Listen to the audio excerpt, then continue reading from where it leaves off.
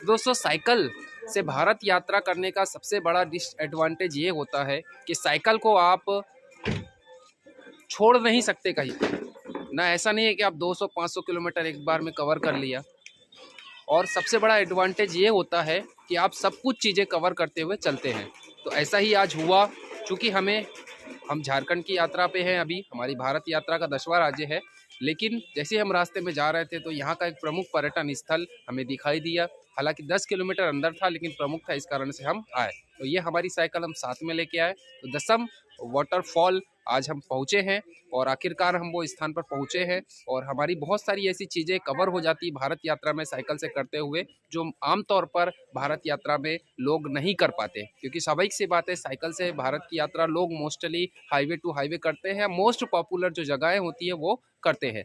मेरा ऐसा हो जाता है कि जब मैं साइकिल से निकलता हूँ तो बेसिक सी बात है, हर सभी जगह जाता हूँ, शहर में जाता हूँ, गाँव में जाता हूँ, पहाड़ के पास जाता हूँ, समुद्र के किनारे जाता हूँ, रेगिस्तान वाले भागों में जाता हूँ। तो बहुत सारी चीज़ें ऐसी पता चलती है जो उस जगह की, उस गांव की, उस शहर की, उस राज्य की विशेषताओं में शामिल होती है। और यही हमारे देश को इस प्रकार से महान बनाती है विविधताएं। इस केवल एक दो जगह पे जाना किसी राज्य में और भारत की यात्रा कहना ये गलत हो जाता है। इस कारण से मैं प्रयास ये करता हूँ कि उस राज्य में उस आत्मा को जी पाऊँ, चाहे वो गाँव हो, शहर हो, मंदिर हो, पहाड़ हो, सभी स्थानों पर जाने की कोशिश करता हूँ।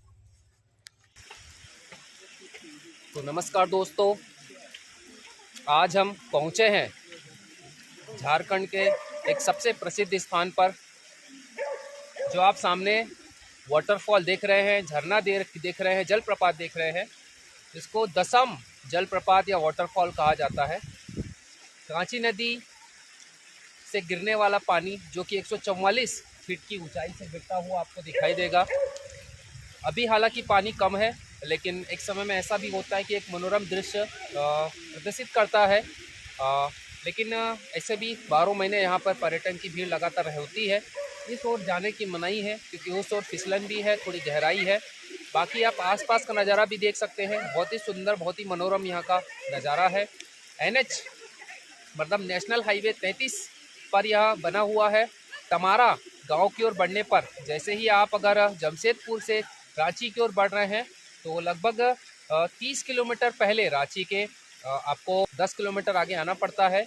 और अगर आप रांची की ओर से आ रहे हैं तो स्वाभाविक सी बात है, आपको 30 किलोमीटर आगे आना पड़ेगा। और सुबह से लगभग हम रात में भी यहीं रुके थे, सुबह का नज़ारा भी हमने देखा, लगभग शाम हो चुकी है। तो लगभग पूरे नज़ारे हम आपको दिखाने वाले हैं कि कैसे हम सुबह उठकर डायरेक्ट हमने नज़ारा लिया इस जलप्रपात का। उसके साथ साथ जो शाम दिन भर की जो एक्टिविटी रही है, एक्टिविटी का आनंद ही लिया प्रकृति का, वो सब चीज़ें दर्शकों जो आते हैं पर्यटन, वो किस प्रकार से आनंद उठाते हैं वो। और सबसे महत्वपूर्ण बात यह है कि आप पहाड़ के ऊपर भी जा सकते हैं, हालांकि रास्ता दूसरा है। यहाँ से आप जाएंगे तो उस ओर से आप इस ओर तक जा सकते हैं। वैसे ही अगर आप उस ओर जाना चाहें तो जा सकते हैं, लेकिन ऊपर पहाड़ी पर भी जाने का रास्ता है, क्योंकि अलग अलग गाँव से, जैसे यहाँ से अगर आप आएंगे तो 2 दूसरे गाँव से भी आ सकते हैं, उस ओर से भी दूसरे भाग से आ सकते हैं, इस ओर से दूसरे भाग से आ सकते हैं। तो अलग अलग भागों से आप यहाँ पर पहुँच सकते हैं। ये एक भाग है, ये दूसरा भाग सामने आपको दिखाई दे रहा होगा, कुछ लोग भी खड़े हुए हैं। और तीसरा भाग जहाँ से हम आए हैं, ये प्रमुख कह सकते हैं यहाँ का भाग। और बहुत ही सुंदर दृश्य यहाँ पर निर्मित होता हुआ। सामने आप गेट देख रहे हैं, ऊपर चढ़ते हुए वहाँ से भी दृश्य अच्छा दिखाई देता है, वहाँ से अच्छा दिखाई देता है, वहाँ से अच्छा दिखाई देता है, उसके बाद वहाँ से अच्छा दिखाई देता है, इस ओर यहाँ से अच्छा दिखाई देता है। तो चारों ओर से आप देख सकते हैं। आप वहाँ तक भी जा सकते हैं, बट वहाँ से डायरेक्ट नीचे देखना अलाउ नहीं है, क्योंकि वहाँ पे चैनल लगा हुआ है, तार लगा हुआ है। स्वाभाविक सी बात है, सेफ्टी के लिए जरूरी भी है। तो वहाँ ऊपर में भी पानी है, क्योंकि स्वाभाविक सी बात है, ऊपर से नीचे पानी गिरता है, तो उसी पानी से आप नीचे पर भी, यहाँ पे भी आसपास नहा सकते हैं, आनंद उठा सकते हैं। और उसके साथ साथ ऊपर में भी आनंद उठा सकते हैं। लेकिन चूँकि अभी ठंड का समय है तो पानी बहुत ज़्यादा ही ठंडा है, हमारी भी हालत ख़राब हो चुकी थी।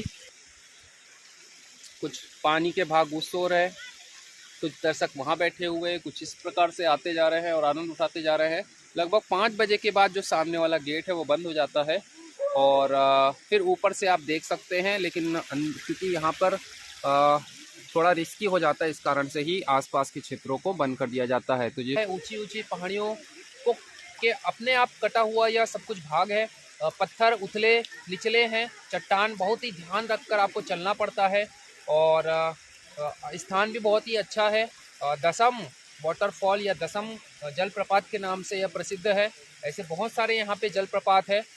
तो ऐसे ही हम यहाँ पे पहुँचे हैं और आगे भी ऐसे ही भारत की यात्रा करते रहेंगे। तो हमारी भारत यात्रा का एक महत्वपूर्ण पड़ाव यहाँ पर आज का दिन समाप्त होता हुआ। तो ऐसे ही जुड़े रहिए आपके दोस्त के साथ में जो करा रहा है आपको पूरे भारत की यात्रा, वो भी साइकिल से। बने रहिए। जय हिंद, जय भारत।